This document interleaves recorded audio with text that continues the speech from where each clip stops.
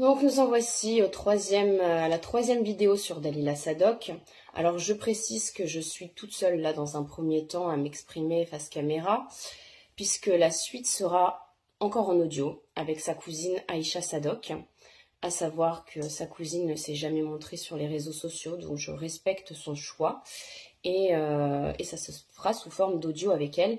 Mais là dans un premier temps, je tenais vraiment à m'exprimer quand même seule par rapport à déjà refaire un point sur le premier et le deuxième audio, parce que ça commence à dater. Et à la fois, je m'en suis pris, mais vraiment plein la figure, depuis que j'essaye de parler de l'imposture de ce film de Pierre Barnérias, Les Survivantes. On m'a quand même calomnié de tous les côtés, je m'en suis pris vraiment plein la figure, donc je pense qu'il est temps aussi pour moi de mettre des choses d'équerre. Pour revenir sur Dalila, donc le premier audio, j'ai déjà démontré pas mal de ses mensonges.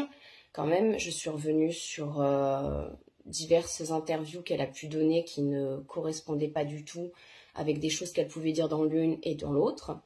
Et ensuite, en audio 2, j'avais avec moi Paula, qui avait accepté de témoigner, une femme que Dalila a eue sur sa route et qui habite Grenoble et dans le premier audio, voilà, j'avais dénoncé les mensonges. Dans le second, j'avais clairement démontré la dangerosité de cette femme, du fait qu'elle puisse demander à une inconnue, là en l'occurrence Paula, d'aller mettre un implant hormonal à la sortie du collège à sa fille de 13 ans. Vu qu'elle a accès au planning scolaire, alors contrairement à ce qu'elle dit, qu'elle n'a absolument plus aucune nouvelle de ses enfants, comme quoi c'est complètement faux, puisqu'elle a les plannings scolaires et qu'elle a été capable de les fournir à Paula. Moi, ce qui m'a quand même choquée par rapport à ce second audio, c'est qu'il y a beaucoup de gens qui ont dit dans les commentaires « Oh mon Dieu, mais elle nous a menti, Dalila, c'est vraiment une menteuse, c'est horrible ». Ok, mais quid de ces enfants en fait? Ces deux enfants pour qui je suis en train de faire ce que je continue de faire là. En fait, c'est pour eux, juste pour la vérité et pour laver en fait leur honneur parce qu'ils ont une mère complètement marâtre qui s'en va raconter n'importe quoi à leur sujet sur les réseaux sociaux. Et comme je l'ai déjà dit, je me suis retrouvée à approcher des personnes du passé de Dalila, voilà, en l'occurrence les personnes concernées. Et en fait, je me suis rendu compte que tout était faux. Donc je continue sur cette lancée. Ceux qui diraient que je m'acharne, bah oui, je m'acharne en fait pour la vérité.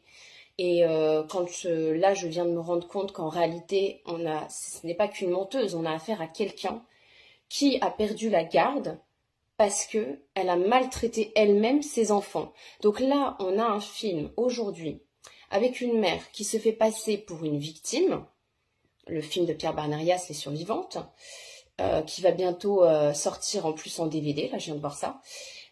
Donc on a une mère qui se fait passer pour une grande victime du système français, mais qui en réalité a perdu la garde de ses enfants parce qu'elle-même les maltraitait.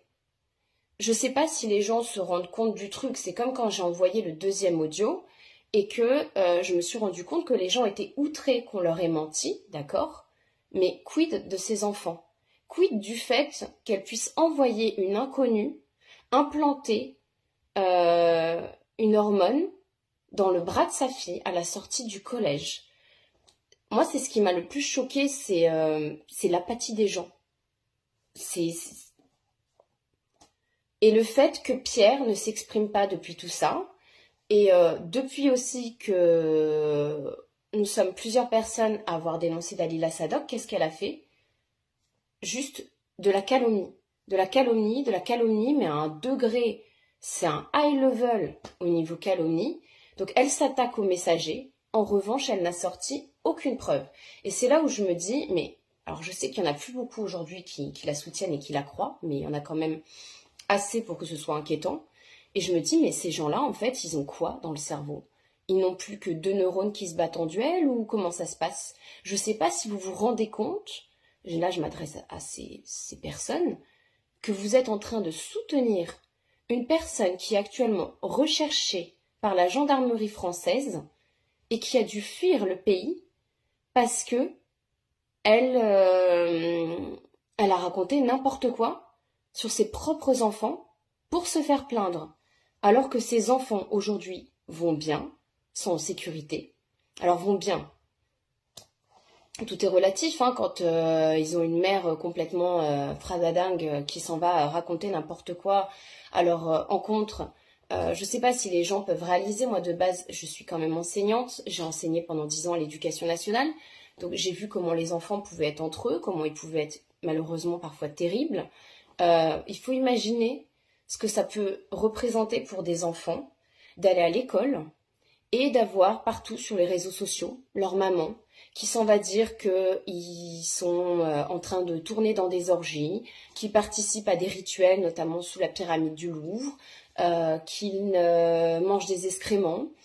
Enfin, ce que ça peut faire à des enfants qui peuvent être pris en grippe par d'autres élèves, qui vont les harceler à l'école. Alors heureusement, je tiens à le préciser, ce n'est pas le cas. Mais je pense que beaucoup ont occulté en fait tout ce que les mensonges de Dalila et ce film pouvaient avoir comme répercussion.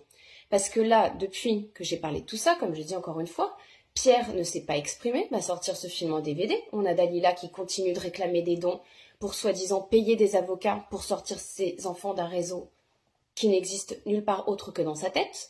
Alors certes, les réseaux pédocriminels existent, mais c'est justement en ça que je suis en colère, c'est que c'est un crachat, c'est un véritable crachat, les menteuses dans ce film. Et il n'y a pas que Dalila, hein. Il n'y a pas que Dalila qui ment. C'est un crachat au visage de vraies victimes, c'est un crachat au visage de vrais parents injustement désenfantés, et c'est justement aussi pour eux que je continue de faire ce que je fais. Donc là, vraiment, je tiens à faire cette première partie seule, et revenir un petit peu là-dessus. Et ensuite, j'enverrai l'audio avec la cousine Aïcha, que je remercie encore d'avoir accepté de témoigner, parce que ce n'est pas facile quand tu sais que tu vas te manger tous les gens qui sont allés voir le film et qui veulent absolument croire que ces personnes sont vraiment de pauvres victimes. Et il y en a dans le film, attention, il y en a. Donc j'ai pas envie de jeter complètement le film à la poubelle, mais ceux qui disent oh c'est super, ça a quand même éveillé les consciences, Claire c'est pas bien de t'en prendre au film parce que tu discrédites les autres victimes. Non, non, je suis désolée. Moi c'est pas ma façon de voir les choses. En fait la fin ne justifie pas les moyens. C'est-à-dire qu'on ne peut pas faire mentir des personnes en se disant c'est pas grave, il y a des personnes qui mentent, mais au moins ça a permis aux gens de prendre conscience. Non, non, non, non, non, non. Pas à partir du moment, je suis désolée, où ça met 2 enfants à mal et qu'on a des menteuses qui n'en ont strictement rien à faire des vraies victimes et qui sont là uniquement soit pour se faire de l'oseille, soit pour se mettre en avant. Et Pierre Barnerias, c'est pareil. Pierre, tous ceux qui sont en train de le défendre, je suis désolée, mais il le savait depuis le départ. Il ne pouvait pas ignorer que Dalila mentait et il ne peut pas ignorer non plus, depuis tout ce que j'ai envoyé, qu'elle ment aujourd'hui et de faire comme si de rien n'était. Je suis désolée, mais à un moment donné, Pierre Barnerias, vous allez le payer. Vous allez le payer, votre envie d'argent qui a prôné et vous avez surfé sur une cause qui est noble, celle des enfants. Et ça, vraiment, je suis en colère toujours aujourd'hui, je ne décolère pas. Et j'espère qu'un jour, vraiment, vraiment, vous allez le payer. Parce que sur le nombre de victimes, le nombre de vraies victimes qui existent dans le monde, vous aviez amplement le choix. Pourquoi avoir choisi de mettre des menteuses, et notamment une mère qui est tout le contraire de ce qu'elle prétend être, c'est-à-dire une mère qui a elle-même abusé, alors attention, pas sexuellement, en tout cas pas que je sache, de ses enfants. Donc là, moi, tous ces intérêts financiers, ces histoires d'ego, toutes ces accointances que je peux voir, parce que je vois aussi des gens être en train de prendre la défense de Pierre, alors tout d'un coup. Alors je suis désolée, je vais égratigner quelques personnes, hein, j'ai pas le choix, je suis obligée, parce qu'il y a un moment donné où moi, toute cette fake dissidence, je la vomis, en fait. J'en ai déjà un petit peu parlé dans des posts précédents, je finis par en avoir ras-le-bol aussi, de tous ces gens qui sont là, pareil, pour de l'ego, pour des vues, pour du fric, ça me dégoûte, ça me dégoûte. Qu'on se serve sur le sujet, les sujets qu'on veut, mais pas les enfants. pas les enfants. Vraiment, ça va à l'encontre de tout ce que je fais, de mes valeurs, et c'est pas possible. Donc là, on a eu par exemple Silvano Trotta, qui tout d'un coup n'a jamais parlé du film Les Survivantes. Ça fait des mois que le film est en salle, et d'un coup, au moment où je commence à démontrer les mensonges, notamment d'une personne qui est dans le film, qu'est-ce qu'il fait? De la pub sur le film. Et il m'a envoyé un message. Silvano, vous pouvez pas dire le contraire, si je dois le sortir, je le sortirai. Pour savoir pourquoi je m'en prenais tout d'un coup au film de Pierre Barnérias. Et vous, tout d'un coup, vous faites la promotion du film. Ça va avec beaucoup de choses que j'ai remarquées chez vous, et le fait que vous désinformez beaucoup votre public, même si vous envoyez parfois de la bonne information, mais j'ai envie de dire que ça, c'est le propre de tout ce qui est lié au syndicat jaune, qui envoie parfois jusqu'à 90% de bonnes informations, de réelles informations, mais 10% de fake, qui induisent les gens en erreur. Et c'est contre ça aujourd'hui que je me bats. C'est terrible parce qu'en fait, je me retrouve, entre guillemets, à me battre contre des personnes qui semblent avoir la même lutte, les mêmes combats, les mêmes valeurs, et c'est pas du tout le cas. C'est pas du tout le cas. Donc, voilà. Là, j'ai parlé du silence de Pierre. Je peux revenir sur les accointances. Par exemple, alors je suis désolée, Jeanne Traduction, ça me fait pas plaisir de parler de vous. Parce que à côté de ça, je trouve que vous faites quand même du bon boulot. Vous avez quand même le mérite d'avoir traduit des choses très intéressantes que j'ai moi-même pu regarder. Mais il y a un moment donné où il faut juste être honnête. Vous ne pouvez pas être neutre. À partir du moment, et je sais que ça ne vous a pas plu du tout, notamment votre compagnon qui dit avoir porté plainte contre moi, mais votre compagnon, il travaille pour Pierre Barnérias. Donc, bien évidemment que dans votre canal, malgré ce que j'ai été démontré, vous avez été dire que Dalila ne mentait pas et que vous la croyez. Ne prenez pas parti dans ces cas-là. À partir du moment où vous ne pouvez pas être neutre et que votre compagnon est rémunéré par Pierre Barnérias, soyez juste honnête avec les gens qui vous suivent. Là, c'est de la malhonnêteté, en fait. C'est de la malhonnêteté, et comme j'ai dit, tous les gens qui continuent de prendre la défense de Dalila aujourd'hui, je pense qu'un jour, ils le paieront. Ils le paieront parce que là, vous êtes en train d'induire les gens en erreur. Vous êtes en train de faire du mal à 2 enfants. Et là, vraiment, moi, c'est pour eux, encore une fois, que je continue ce que je fais et que je suis en colère. Et ça s'entend. Donc, pour revenir aussi sur toutes les calomnies de Dalila. Les calomnies, on en est aujourd'hui à ce qu'elle aille dire que je n'ai pas de diplôme, que je suis, enfin comme j'ai déjà dit, j'étais soi-disant alcoolique, j'étais limite SDF, cocaïnée ou droguée à l'héroïne, j'en sais rien. Et ça continue sur son mur. Elle continue aujourd'hui de dire, alors là carrément, que j'ai des liens avec Gabriel Maznev. Gabriel Maznev, c'est quoi le rapport avec moi? Claire Gabriel Maznev, il est où le rapport? Donc là, en train d'essayer carrément de me faire avoir des liens avec l'un des plus gros pédos reconnus en France, mais on est où là? On est chez les fous? De dire que j'ai pas de diplôme, que je suis une soi-disant esthéticienne sans diplôme. Métier que j'ai exercé, certes, quand j'avais 20 ans, ensuite j'ai enseigné pendant 10 ans, faudra m'expliquer comment on peut être à l'éducation nationale sans avoir de diplôme. C'est impossible. Et même exercer esthéticienne, c'est impossible sans diplôme. Pour information, Dalila. Sauf que Dalila, ce qui ne lui a pas plu, c'est que je suis revenue sur quelque chose qu'elle a exercé. Là, elle se fait passer pour une grande ingénieure hein, sur les réseaux sociaux. Et même quand elle passe en interview. Franchement, je vais être sympa. Je ne vais pas parler de ce qu'elle a fait comme métier, notamment en Suisse. Je pense que la plupart des femmes, Dalila, préféraient avoir 10 millions de fois arraché 1 milliard de poils à des femmes que d'avoir fait ce que tu as fait de ton corps. Vraiment. Parce que là, pour le coup, il faut pas beaucoup se respecter pour avoir fait le métier que tu as fait au tout début. Et je critique pas, tu as repris tes études en réalité pour devenir ingénieur, mais pas la grande ingénieure que tu prétends être, sur le tard. En revanche, je pense que 1 milliard de fois, je préfère bouffer de la terre que faire le métier que tu as fait parce que je me respecte bien trop pour ça.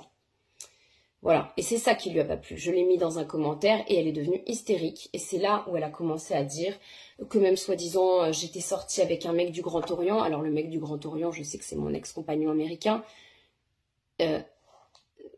J'ai publié ce livre, témoignage, en 2023. Juillet 2023. Donc tous ceux qui m'attaquent par rapport à ça, j'ai été très claire. Oui, je suis sortie avec quelqu'un qui n'était pas quelqu'un de bien. Il m'a fallu du temps avant de m'en rendre compte, mais j'ai raconté dans plus de 450 pages toute cette histoire avec mon ex. Je ne peux pas faire mieux. Je l'ai raconté dans plus de 450 pages. On me suit presque heure par heure tout ce que j'ai vécu avec lui. Tous ceux qui essayent de dire que c'était un sioniste sous prétexte qu'il était juif. Oui, il était juif. Je ne m'en suis jamais cachée.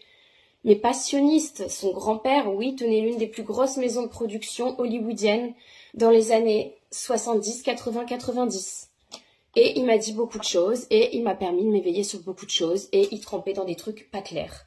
Mais tous ceux qui ont essayé de m'entraîner vers il était du Grand Orient ou je ne sais quoi, tout ça c'est faux.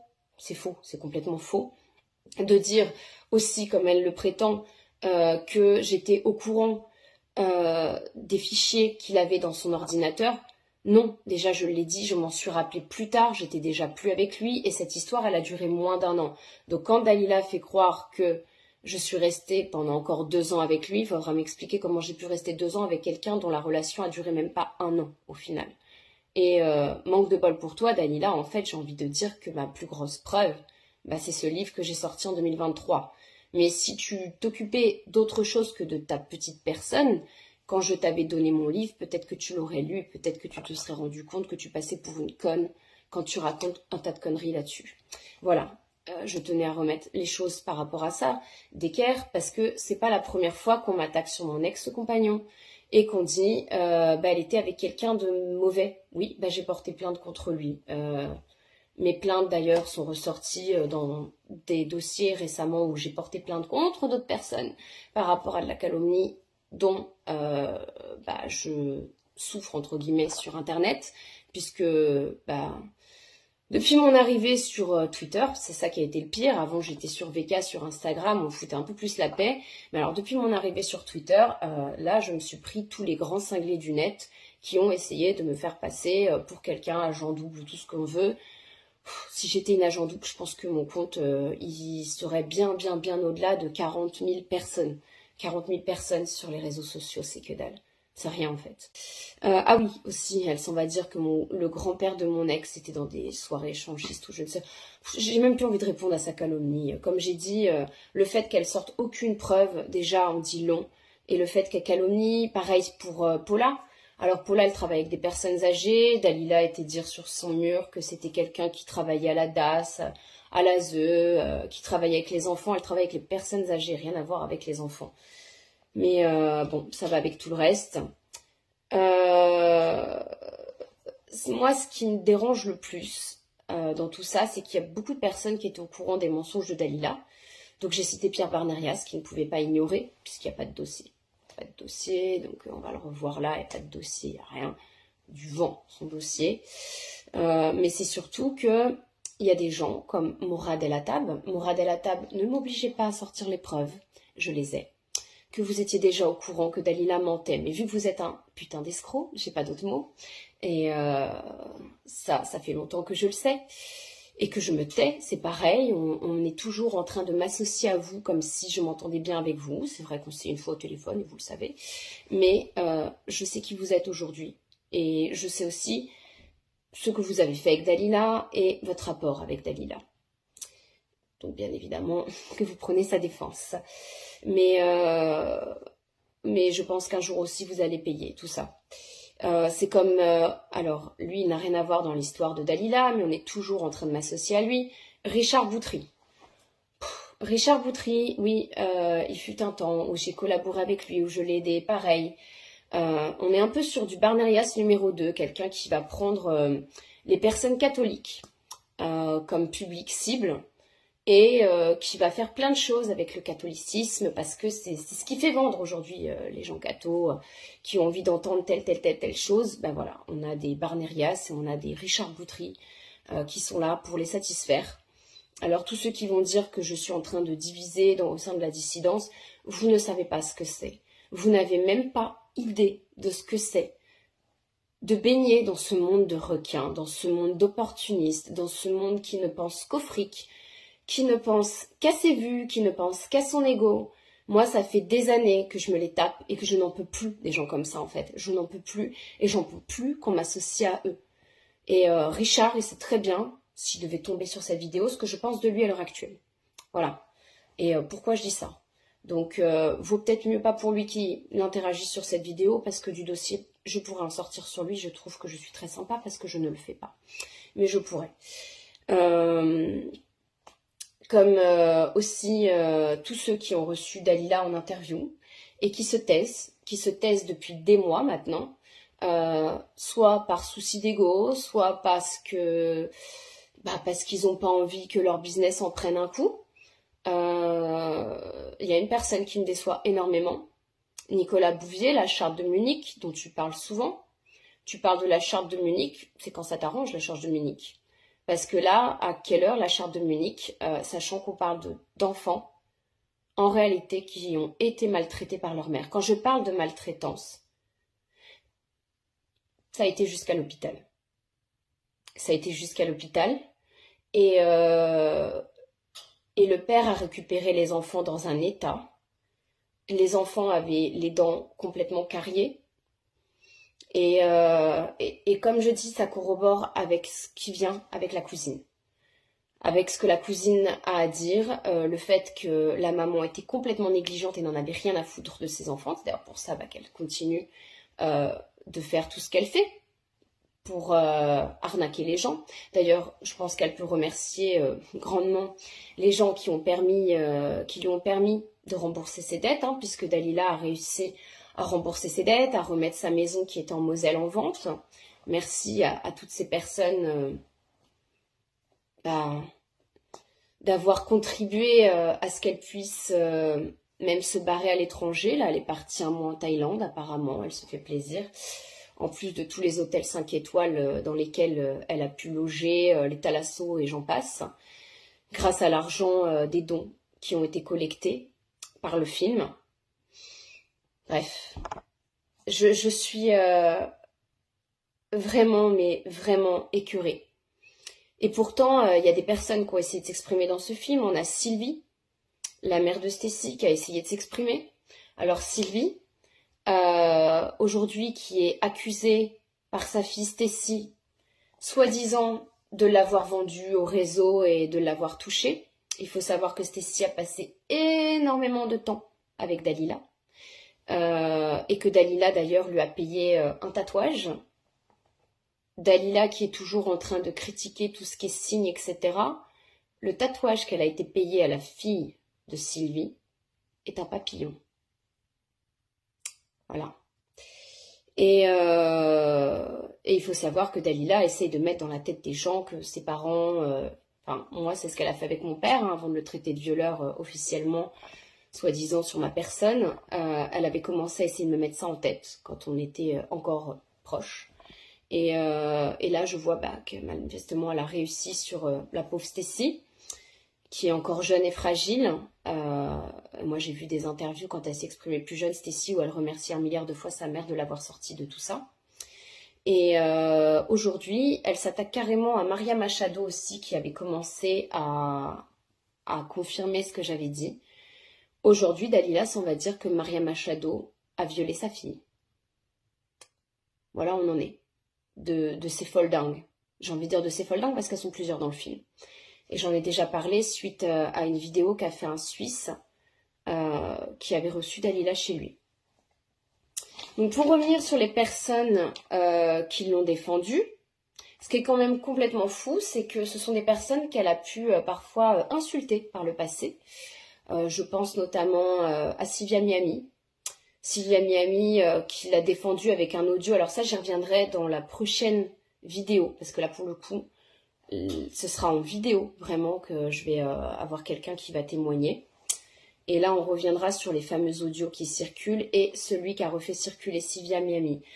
J'ai pas envie de dire du mal de Sylvia, parce que c'est quelqu'un que j'ai connu, entre guillemets, par le passé, et je sais qu'elle est sincère dans ce qu'elle fait et qu'elle a aussi la cause des enfants qui lui tient à cœur, même si on n'est pas toujours d'accord sur tout.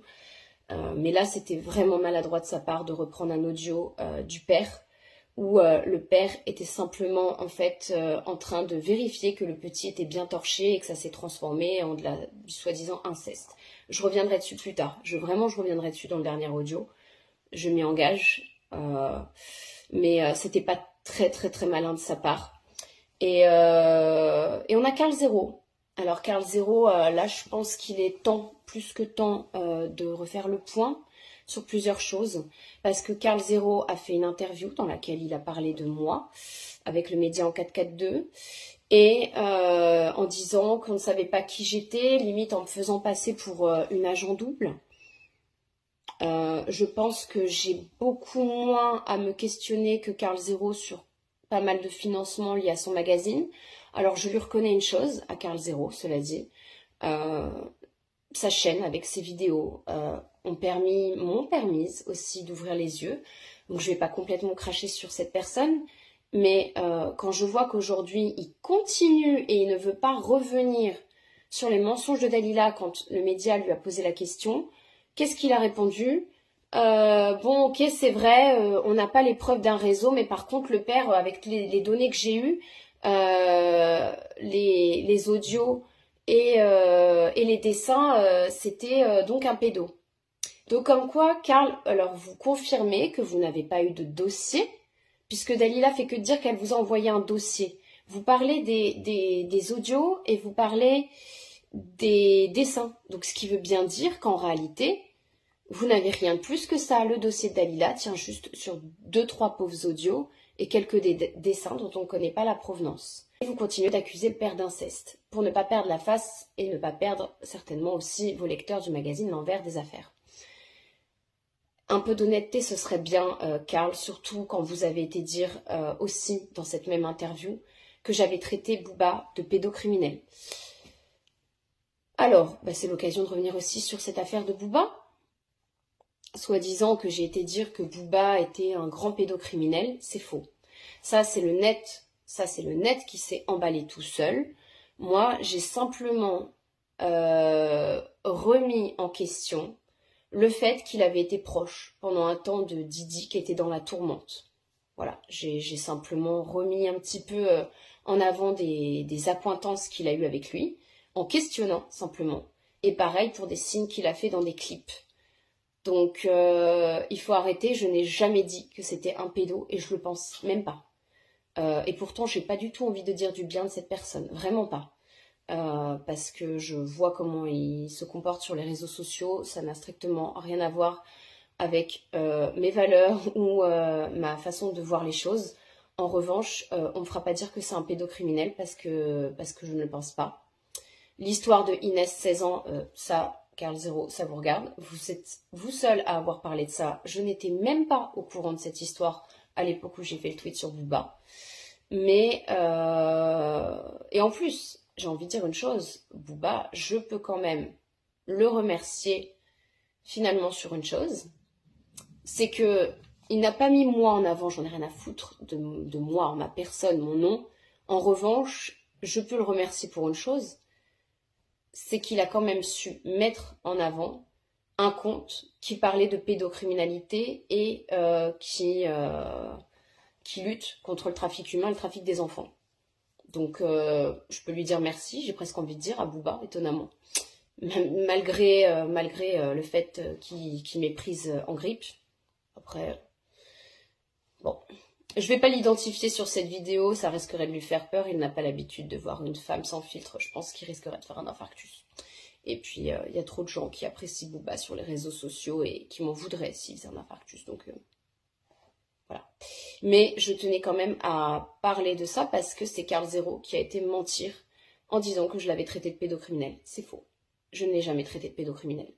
Et je ne pense pas que cette personne ait pu toucher un enfant, bien que je pense qu'il ait fait des choses pas très claires pour arriver où il est. En revanche, les enfants, je ne pense pas qu'il en ait touché un seul. En tout cas, j'espère me tromper. Enfin, j'espère pas me tromper, pardon. Mais je ne me vois pas toucher un enfant. Plusieurs choses qui me font dire ça. Après, il n'y a pas eu que ça en plus dans cette vidéo. Karl, vous avez quand même parlé de baiser des enfants au lieu de parler de viol. Moi, ça m'a choquée. Et vous êtes revenu en plus sur vos propos de faire regarder de la sodomie à des enfants de 5 ans. Mais qui fait ça? Les enfants, pourquoi on va aller les traumatiser à aller regarder des images pareilles? Pourquoi?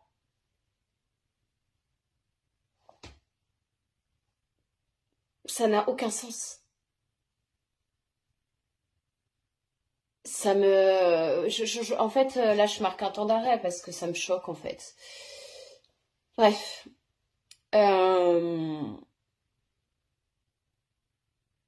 Je suis écœurée par tout ce que je vois passer et tout ce que je... Là, comme j'ai dit, moi, on va me dire, ah, elle est là, ouais, mais elle vend quand même son livre. J'ai envie de dire aux personnes, mais putain, renseignez-vous sur combien gagne un auteur. Jean d'Ormesson, qui était celui qui gagnait le plus et qui avait le plus négocié en France, il gagnait 22%. 22%. C'est ce que j'appelle vraiment les éditeurs, mais des Mac éditeurs. Ce sont des Mac éditeurs, ce sont des gens qui se font du fric sur le dos des auteurs. Un auteur, il gagne rien, même quand il se met finalement en auto-édition, comme j'ai fini par le faire parce que je m'étais fait avoir justement par un Mac éditeur, d'ailleurs qui m'a quasiment jamais rien versé. C'était le tout premier éditeur avec qui j'avais signé, qui m'a versé juste la première année. Et après, en fait, il était en dépôt de bilan avec plus de 800 auteurs, dont moi, qui lui reprochaient de ne rien avoir versé. Et ça, malheureusement, il y en a quand même pas mal des éditeurs comme ça. Mais renseignez-vous sur combien gagne réellement un auteur. C'est que dalle. C'est énormément de temps. Écrire un livre, ça prend tellement de temps, ça prend tellement d'énergie pour que dalle à l'arrivée. Et ça, c'est pareil, c'est vraiment un milieu que les gens ne connaissent pas. Ils confondent ça avec le milieu de la musique ou le milieu du cinéma. Et pareil, dans le milieu de la musique, du cinéma, il y a des gens qui gagnent quasiment rien. Tout le monde n'a pas la célébrité d'un Brad Pitt ou d'une Lady Gaga en chanson, qui ont eux-mêmes dû sacrifier certainement beaucoup de choses. Mais bon, pour revenir en tout cas sur le dossier Dalila, là je vais passer avec la cousine. Sur ce dont je viens de parler, sur le fait qu'en fait elle est elle-même fait du mal à ses enfants, et c'est en ça qu'aujourd'hui ça me dégoûte, mais ça me dégoûte de voir des personnes continuer entre guillemets de la défendre alors que putain, mais vous défendez une mère qui a maltraité ses enfants. Voilà où on en est dans le monde inversé dans lequel on est. Comme je dis, avec ce syndicat jaune là qui vient défendre l'indéfendable. Il n'y a pas... Je suis en train de relire mes notes en même temps. Je crois que j'ai fait le tour. Honnêtement, je crois que j'ai fait le tour. Je vais lancer l'audio là avec la cousine et puis chacun se fera sa propre idée. Comme j'ai dit, moi, j'ai rien à y gagner en fait. J'ai juste du temps et de l'énergie à perdre. Mais je le fais pour ses enfants. Voilà. Pour ses enfants parce que je me dis que... Et d'ailleurs, le jour où ça... Parce que je pense que c'est sa fille qui parlera. Elle a beau être assez timide et réservée. Parmi les deux enfants, je pense que celle qui va parler, c'est sa fille. Et le jour où elle parlera, ça fera mal. Ça fera vraiment mal, Dalila. Concernant l'audio avec la cousine qui va venir, il faut savoir qu'il y a eu quelques soucis de son. Parce que à la base, on en avait pour plus de 5 heures d'enregistrement. Donc bien évidemment, je ne pouvais pas envoyer les 5 heures sur les réseaux sociaux. Donc on a dû faire des coupures. Et je remercie infiniment la personne qui m'a aidée à faire les coupures. Et donc du coup, c'est pour ça qu'il y a quelques petits problèmes au niveau du son. Mais il faut savoir une chose en fait. Les gens qui ont lu mon témoignage savent que je me suis toujours promis une chose. C'est que ce que j'ai vu dans les dossiers cette nuit-là de mon ex-compagnon et par rapport à ce bébé, je me suis toujours promis une chose, c'est que seule la vérité l'emporterait. Je sais que ce que j'ai vu cette nuit-là, en fait, il n'a pas pu survivre. Je le sais très bien. Mais justement, il n'y a pas que pour les enfants de Dalila que je fais ça. Je le fais aussi pour cet enfant que j'ai vu cette nuit-là. Et, euh, et tout ce que je fais, qu'on me le reproche ou pas, je m'en fous en fait. On peut me reprocher ce qu'on veut, en fait, on pourra jamais m'enlever une chose, me reprocher une chose, c'est mon honnêteté et mon intégrité par rapport à ce que je fais, par rapport aux enfants. Voilà. Ceux qui auront lu mon témoignage comprendront. Les autres, tant pis. Mais en tout cas, je fais vraiment du mieux que je peux et comme je peux. Voilà. Bonsoir Aïcha et merci aussi à Paula d'être parmi nous ce soir. Donc tout d'abord, je voulais vraiment te remercier Aïcha d'accepter de parler publiquement par rapport à ta cousine Dalila Sadok. On va dire que tu le fais un petit peu au nom de sa famille car tu es la seule qui a accepté de témoigner. Tu le fais finalement au nom de ses frères et sœurs qui ne peuvent ou ne veulent pas s'exprimer eux publiquement. Donc on a quand même pas mal échangé toutes les deux et tu as quand même beaucoup de choses intéressantes à dire parce que forcément tu as connu Dalila bien avant qu'elle soit sur les réseaux sociaux et qu'on entende parler de ce soi-disant grand réseau pédocriminel dans lequel se trouvent ses enfants, enfin se trouveraient, on va dire plutôt ses enfants en présence de notre cher président Emmanuel Macron. Et je trouvais que c'était important voilà, d'avoir quelqu'un de la famille qui puisse parler. Et je sais que tu en as, comme beaucoup de membres de ta famille, vraiment ras-le-bol de tout ça. Et je t'avais demandé du coup d'envoyer quelques éléments parce que bah, tu ne t'es jamais montré sur les réseaux sociaux. Donc je respecte ton choix et c'est pour ça que ça va rester sous forme d'audio. Mais je t'avais demandé voilà, quelques éléments pour prouver que tu connaissais bien Dalila et que tu étais de sa famille. Donc tu m'as envoyé plusieurs choses. Alors je ne vais pas tout passer. On va simplement passer là une photo de famille que tu m'as envoyée où j'ai flouté tout le monde, sauf Dalila. C'était lors d'une cérémonie familiale. Tu m'avais aussi envoyé le faux pass sanitaire lors de la mascarade Covid que tu avais fourni Dalila, qu'on peut aussi afficher là maintenant. Et tu m'avais envoyé parmi plusieurs choses une vidéo là qu'on va passer juste après. Vous étiez toutes les deux, donc on ne te voit pas, on reconnaît rapidement Dalila quand vous étiez toutes les deux lors d'une sortie dans la nature, on va dire. Et après, bah, je vais te laisser t'exprimer par rapport à tout ce qu'elle dit sur les réseaux sociaux là depuis, bah, ça fait plus d'un an maintenant. Et par rapport à l'inceste, parce que tout a commencé par rapport à de l'inceste, puis après ça a évolué sur très gros réseau pédo de France. Voilà, je te remercie encore une fois. Je peux te dire que, en tout cas, elle a commencé à parler d'inceste à partir de 2019.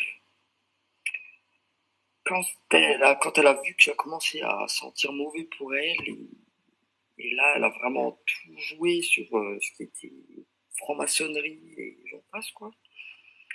Après, moi, j'ai eu un peu pitié d'elle parce qu'on était comme en froid en 2019, hein, parce qu'elle avait déjà un peu malmené mon fils à l'école.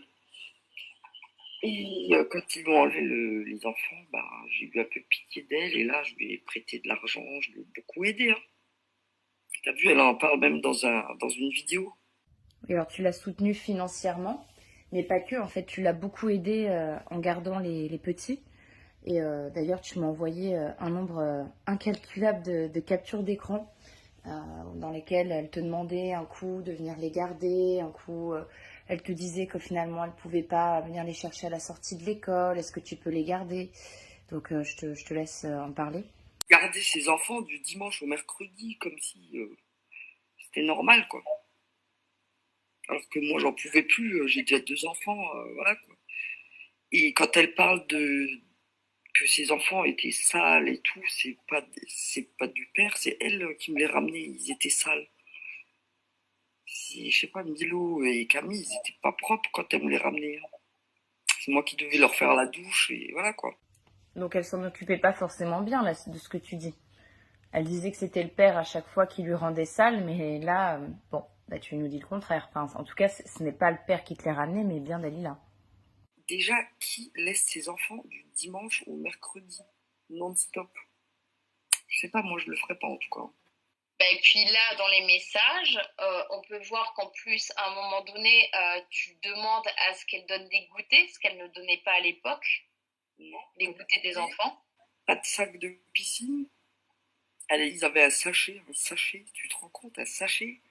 Je sais pas, par rapport aux autres élèves, c'est un peu bizarre, quoi. On n'est plus dans les années 70, quoi. Voilà, non, et après, à partir du moment où je lui ai dit, écoute, Dalila, j'en peux plus, je te les donne, je les ramène chez ta mère.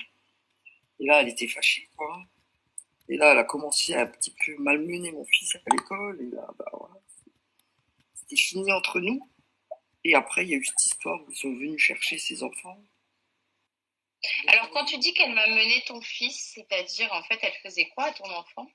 mais elle venait chez lui alors qu'il avait 9 ans. Elle lui disait, oui, tu sais, tes parents sont séparés, tu devrais comprendre. Alors qu'il avait 9 ans. Et ensuite, oui, des choses, oui, tu tapes Camille, n'importe quoi. Elle disait à ton fils qui tapait Camille, sa fille? Elle venait pas chez moi me le dire, elle allait chez Samy, mon fils, pour lui dire, tu tapes ma fille, mais elle ne demandait rien à moi, tu vois. Alors qu'elle te demandait tout le temps, on le voit dans les messages, de garder ses enfants, en fait. Ouais, ouais, non, Que ce soit les emmener à l'école, les ramener, elle était soi-disant trop prise par le travail à l'époque. ouais, non, mais c'est pas le seul enfant qu'elle a malmené, hein. Comme je t'avais déjà dit, elle a déjà aussi malmené des enfants d'une de mes copines, qui est handicapée en plus. L'enfant handicapé, je me rappelle, mais je veux bien que t'en parles parce que moi je sais, mais les gens savent pas. Donc en fait, il y a un... Ok, Ouais, vas-y, je te laisse t'exprimer. c'était une fête de village, le feu de la Saint-Jean. Et on était avec ma copine et ses enfants et mes enfants. Et il y avait aussi les enfants de Dalila. Et comme ça, d'un coup, elle est allée chez le petit et elle l'a secoué.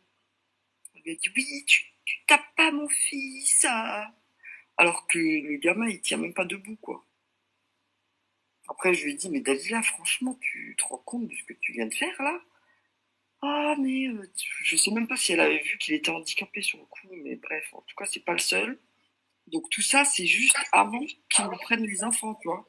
Donc c'est plusieurs enfants, tu vois, différents qu'elle a agressés. Elle a agressé par rapport à ses enfants, étonnamment. D'accord. Ouais, Mais elle, enfin, elle peut agresser, en fait, en fait, c'est ce qui rejoint. Alors, je vais te dire une chose, je sais pas si je te l'ai dit, Aïcha, mais elle a agressé aussi la petite fille de Maria comme ça. Et Maria me disait qu'elle avait un comportement étrange avec les enfants, où elle pouvait être très agressive. oui, bah, ça Par m'étonne rapport pas. à ce qu'elle dit en fait, elle dit qu'elle défend les enfants, mais à la fois, elle peut être extrêmement agressive avec des enfants, en fait. Mais je sais pas, moi, si j'ai un problème avec un enfant à l'école, enfin, si mes enfants, ils ont un problème, je vais voir les parents, je vais pas voir l'enfant. Donc, contrairement à ce qu'elle dit qu'elle est dans la défense des enfants, en fait, elle peut être agressive avec les enfants. En tout cas, moi, ce qui m'a quand même pas mal marqué dans tous nos échanges, c'est quand on a parlé de cette fameuse affaire des CD-ROM. Et là, on va pouvoir afficher un des messages liés à ça, où elle te met, parce que là, clairement, elle tente de te recruter, hein.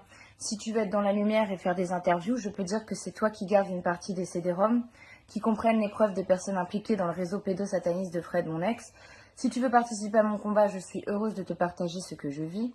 PS, il surveille tous mes échanges. Bon. Encore merci pour ton aide, que Dieu protège les justes qui se battent pour nos enfants. Et elle dit qu'elle est heureuse de te partager ce qu'elle vit. Enfin, je sais pas, là, toi, quand t'as reçu ce message, tu t'es dit quoi, en fait? Et là, si tu peux nous resituer quand c'était. C'était en été, hein, en août.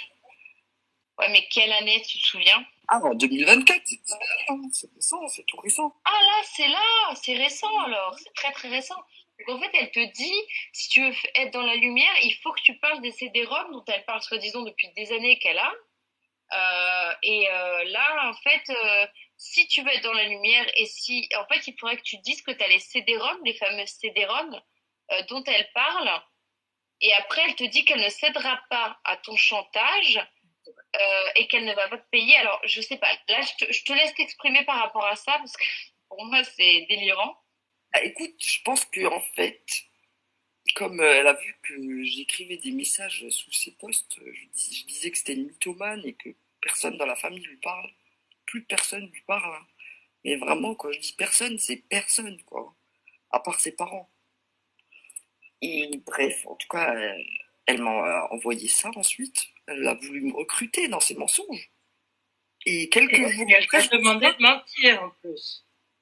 voilà, bah, vous voyez, après j'écris, ouais, au lieu de m'appliquer dans tes mensonges. Et plusieurs jours après, je vois ça, là, je ne céderai pas à ton chantage. Mais de quel chantage tu parles? Je pensais même plus à Dalila, quoi. Tout ce que je voulais, c'était l'oublier. Excusez-moi, parce que quand je pense à elle, là, franchement, j'ai... Waouh, ton chantage, mais déjà, de quel chantage elle parle? Tu vois, c'est juste parce qu'elle a eu peur que, je sais pas, que j'utilise son message, là, au-dessus. Si tu veux être dans la lumière... Et elle entend quoi par si tu veux être dans la lumière? Parce qu'elle pense que je veux être célèbre comme elle et que c'est pour ça que j'écris des messages sous ses tweets et sous ses Ah, vidéos. d'accord. Et le pire, c'est Bah, que parce qu'elle commence à être, elle commence entre guillemets à être connue sur les réseaux dissidents, quoi, ouais. voilà. Bah, Il y a plusieurs fois, elle a dit oui, si tu continues, je dirai ton nom et tout.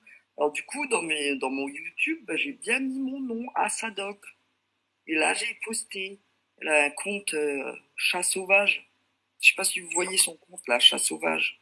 Non, pas celui-là, mais de toute façon, je me suis rendu compte que Dalila avait beaucoup plus de comptes que ce qu'elle prétendait sur les réseaux sociaux, en tout cas sur Twitter, soi-disant qu'elle avait du mal à avoir un seul compte, que son compte était shadowban, alors que quand là depuis tout ce que j'ai publié par rapport à elle, elle a une multitude de faux comptes avec des sous pseudo bien évidemment, où elle commente et d'ailleurs de façon très rapide. Je pense qu'elle a dû avec ces comptes-là mettre la fameuse cloche sur le mien parce qu'elle est quand même extrêmement réactive pour mettre des commentaires où je sais que les commentaires c'est elle derrière. Il y en a certains, parfois, je peux avoir un petit doute, mais en général, j'arrive assez facilement à la reconnaître. Donc, pour quelqu'un qui est soi-disant censuré des réseaux sociaux, ça, c'est encore un mensonge. Et c'est pareil, en plus, elle avait pas mal de téléphones qu'elle achetait chez des buralistes pour soi-disant que le réseau pédo de son ex était derrière elle, qu'il fallait qu'elle fasse attention, mais en fait, ça lui permettait comme ça d'avoir plusieurs cas, et, euh, et donc, ouais, avec Maria, on avait constaté ça, que je ne sais pas combien de téléphones au final elle a.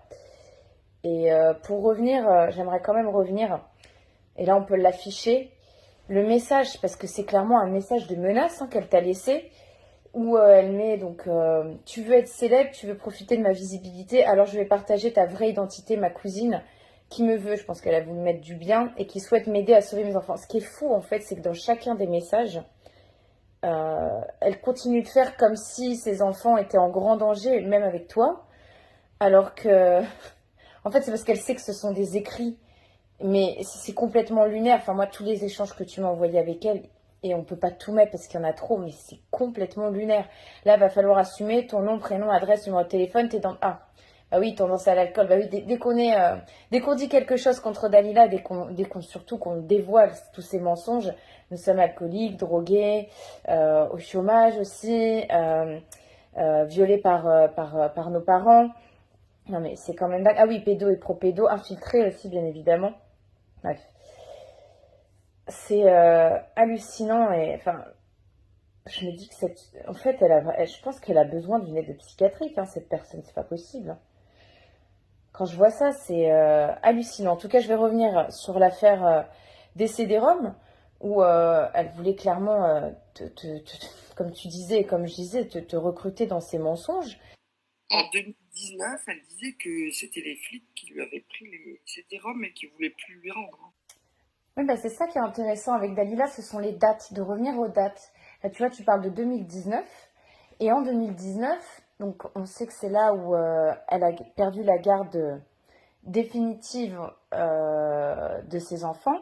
C'était en novembre, ce qu'elle appelle le kidnapping, on reviendra dessus plus tard. Mais donc en 2019, sur ces CD-ROM dont elle parlait, là elle te parle dans les messages de CD-ROM avec des choses liées au réseau pédosataniste de son ex.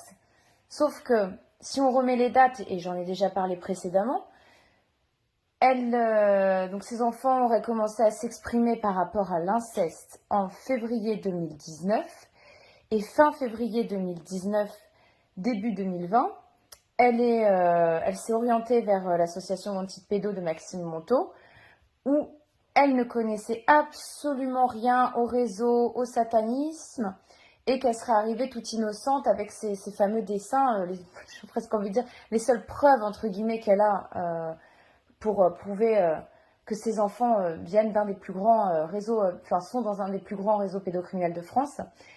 Et moi, ce qui m'intéresse, c'est un barbecue dont tu m'as parlé, qui aurait eu lieu avec ses frères. Et d'ailleurs, je te remercie parce qu'au final, tu es la seule de la famille. En fait, vous faites partie d'une famille où on ne lave pas son linge sale en public. Tu m'as dit que tout le monde était exaspéré. Mais voilà, je te remercie encore d'accepter de témoigner. Et donc, tu avais eu un barbecue avec ses frères. Et je te laisse en parler. Elle est arrivée à Sarab en 2017, ou 2018, 2018 sûr, elle était à Sarab. Et là, elle parlait pas du tout de pédosatanisme, rien du tout. Et nous, on est un peu un groupe à Sarab, il y a des complotistes, tu sais, comme partout, hein. Voilà, tu sais, anti-vaccin. Et là, on a parlé de pédosatanisme. Et elle était pas du tout au courant. Elle parlait pas d'inceste avec son ex et tout, hein. Et je te dis Mais elle n'en parle pas dans tous ses dossiers. Je te le dis, Aïcha, elle n'en parle dans aucun de ses... Enfin, j'ai réussi à obtenir ces dossiers de l'époque. Elle n'en parle pas. Il n'y a aucun lien avec l'inceste. Aucun. Donc c'est pour ça que c'est important les dates par rapport à tout ce qu'elle dit, que ses enfants, soi-disant, commençaient à parler en 2019. Et c'est pour ça que je te laisse continuer après. Mais voilà, c'est pour ça que pour moi, les dates sont très importantes. À quel moment s'est passé notamment cette soirée barbecue où ses frères ont parlé de pédosatanisme, tu vois. en été 2018 sûr, parce qu'elle refaisait sa maison et elle prenait tout le monde un peu pour ses larbins, tout ça. Elle croyait que même mon mari était à sa disposition pour déplacer des meubles. Ah mais... Et bref, elle a fait un barbecue et je te dis que là, on a parlé et là, elle connaissait rien. Ses enfants, ils étaient là, hein. Ouais. Ils étaient là à ce moment-là, les enfants? Ils étaient souvent là. Ils étaient même D'accord. qu'elle les ramenait pas. Je sais pas ce qu'elle faisait. Enfin bref. Mais en tout cas, c'est que en 2019, quand elle a senti que ça puait, elle a commencé à parler d'inceste, c'est tout. Donc en fait, en 2017-2018, on est d'accord, elle ne parlait pas d'inceste. Pas du tout. Ouais, donc je vais remonter dans l'ordre chronologique des choses, mais à l'envers. Donc, fin 2019, début 2020, elle s'est manifestée auprès de l'association Monty Pédo et elle n'y connaissait rien, selon Maxime Montaut, de tout ce qui était réseau pédosataniste. Elle n'en avait jamais entendu parler. Novembre 2019, elle perd la garde des 2 enfants. Février 2019, elle sent qu'elle va perdre la garde. Et là, les enfants lui auraient soudainement parlé d'inceste, puis de réseau. Entre en tout cas février et novembre, quand elle a perdu la garde, c'est là où son fils aurait dessiné une pyramide. Donc avec moi, en 2023, elle disait qu'elle ignorait quelle était cette pyramide. Et en 2024, le discours a évolué. C'était donc des rituels sous la pyramide du Louvre en présence de Emmanuel Macron. Et son fils lui aurait clairement dit qu'il s'agissait du président de la République. Et quand elle l'aurait vu dessiner, elle lui aurait dit mais tu es en train de dessiner des rituels pédosatanistes sous la pyramide du Louvre. Et est-ce que tu te rappelles quand elle a cette soirée de pédosatanisme où là, toi, je me rappelle en aparté, tu m'as dit, elle ne connaissait rien au pédosatanisme et c'est ses frères qui en ont parlé. Elle en rigolait, quoi, à la limite. Vraiment, elle ne croyait pas. Nous, c'était les vidéos qu'on voyait, tu sais, d'Alexandre Le Breton. À l'époque, il y avait beaucoup de vidéos. Oui. Bah lui, ouais, avant 2019, ouais. Voilà, depuis 2015, même avant. Et du coup, elle connaissait rien. Et quand toi, tu me parles de février, de quelle année? Février 2019, c'est là où elle dit que ses enfants, là où elle dit que limite son fils aurait parlé de Macron sur la pyramide du Louvre. Vrai, il a jamais parlé de pyramide. Moi, j'ai jamais entendu ces enfants parler de pyramide ni rien. Bah, comme on montrait tout à l'heure dans les messages, tu as énormément gardé les enfants, tu as beaucoup gardé son petit, il t'a jamais parlé de pyramide. Père, ni rien, rien, rien. C'est pas vrai, même Macron, je suis pas sûr qu'il savait qui c'était. Hein. Bah oui, elle dit que c'était le président. Bon. Et, Le président de la République. Alors, et je trouve que pour un tout petit, dire président de la République, ça m'a interpellée. C'est pas un oui, oui, moi aussi, Paula. Moi aussi. Elle nous a jamais parlé de. Même quand elle s'est fait enlever les enfants, elle nous a jamais parlé de Macron, de pyramide ou de quoi que ce soit. Hein. Enfin, et elle t'avait même jamais parlé d'inceste, même. bah, quand ils lui ont enlevé les enfants, oui. Là, oui. Ah, alors, c'est à quel moment ça qu'elle a commencé à parler? Est-ce que toi, tu te rappelles quand est-ce qu'elle a parlé d'inceste, véritablement? En 2019, avant qu'ils prennent les enfants, alors ils ont pris les enfants le 15 novembre 2019. Et moi, je ne parlais plus pendant déjà depuis quelques mois. Donc, je sais pas, je dirais depuis le début de l'année 2019. Et il y a un de ses frères qui est venu d'Angleterre. Là, c'est là qu'elle a commencé à vraiment parler de ça. Donc ouais, comme on dit, début d'année 2019, elle a commencé à parler d'inceste. Ouais, bah c'est ça, oui, ça correspond à son dossier, ouais.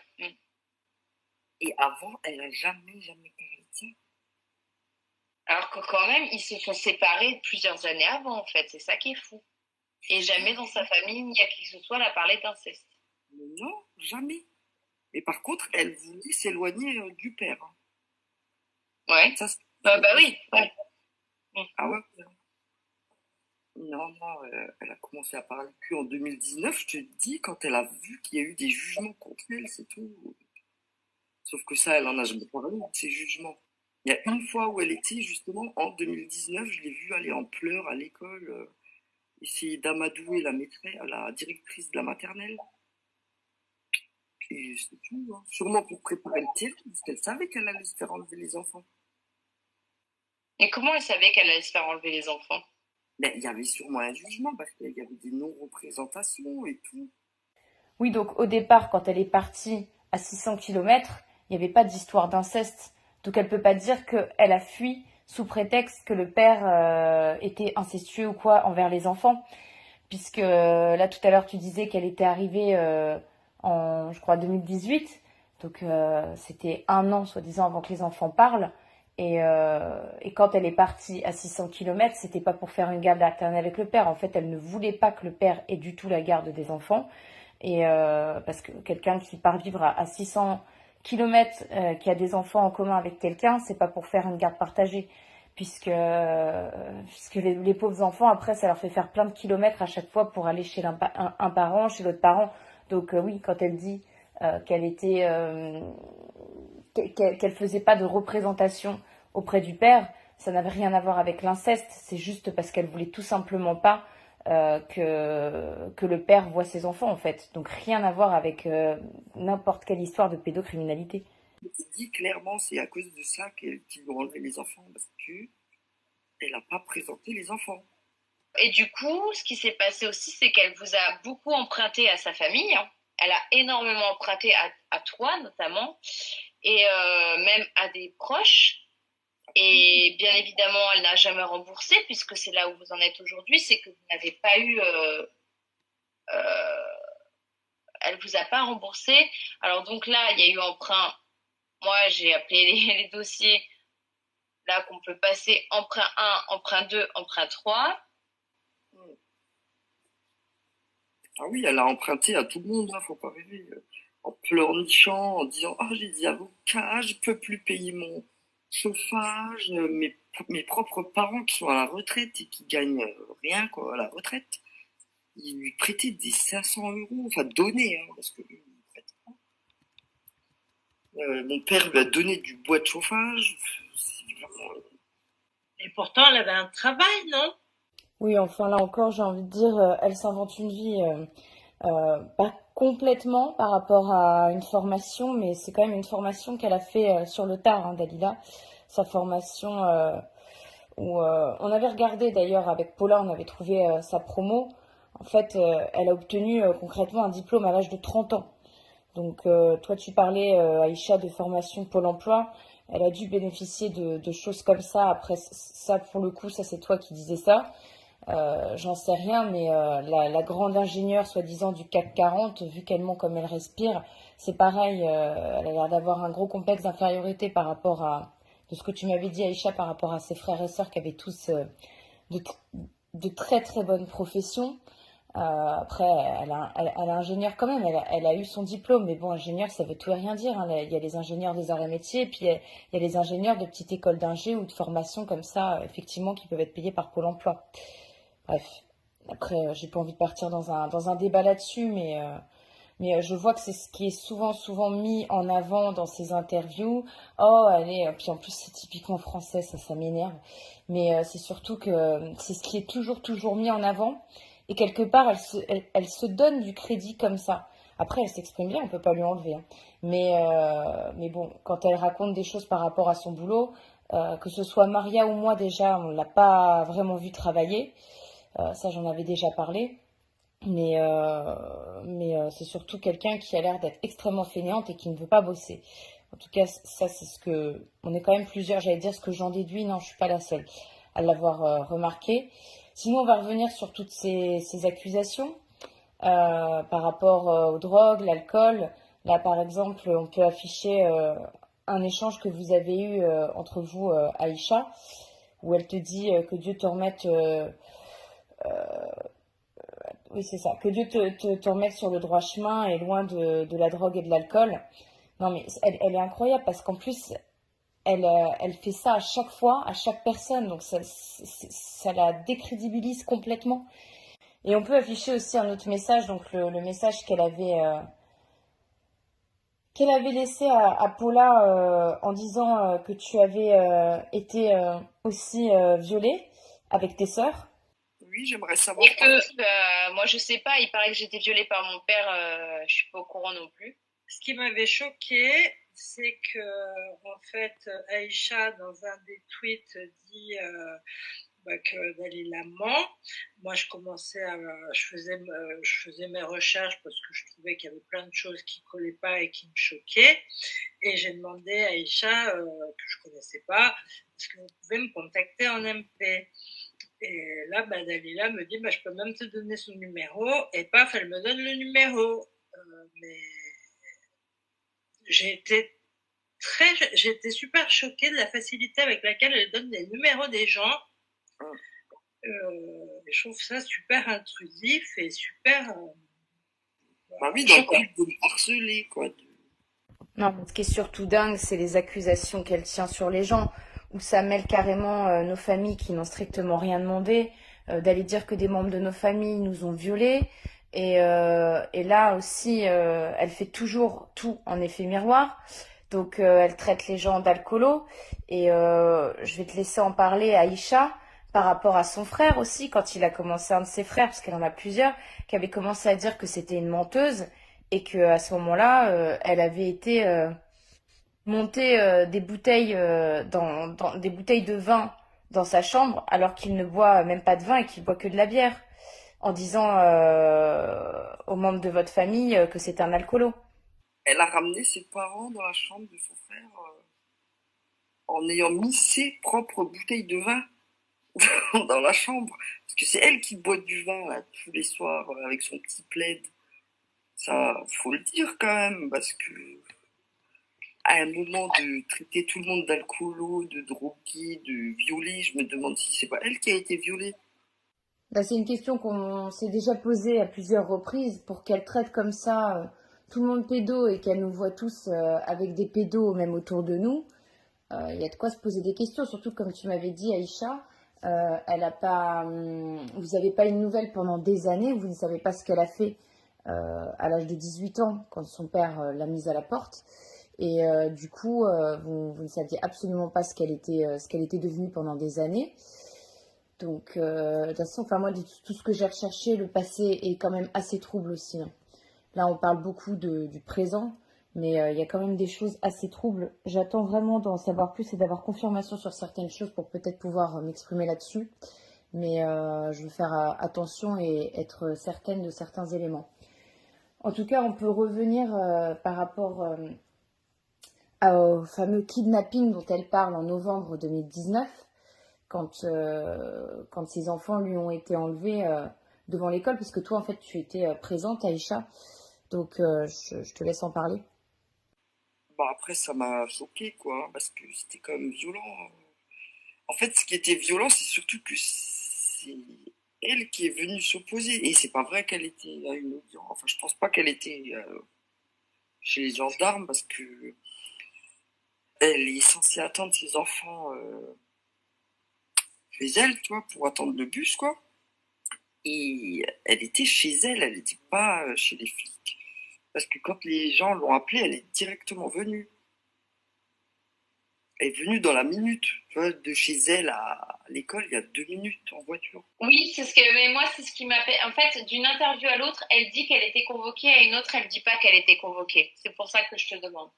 Non, non, elle n'était pas convoquée, elle était chez elle, hein.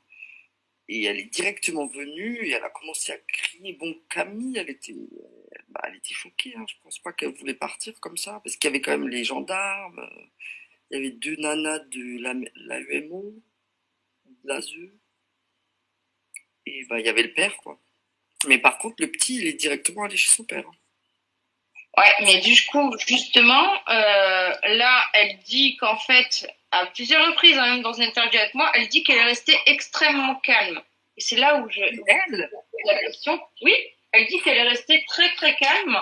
elle a choqué toutes les mamans de l'école en criant je vais t'arracher ta grosse bite avec les ongles. Et ça, elle l'a dit plusieurs fois, hein.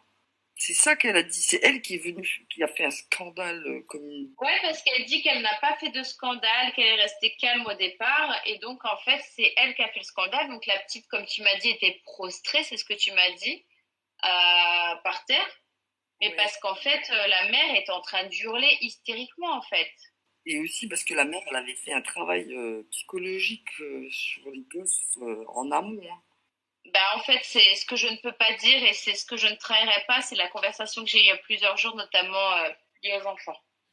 Mais Non, non. oui, en fait, elle a fait une manipulation psychologique énorme sur les enfants. Alors que le petit, il est directement allé chez son père. Et le petit, il avait besoin d'un père, hein.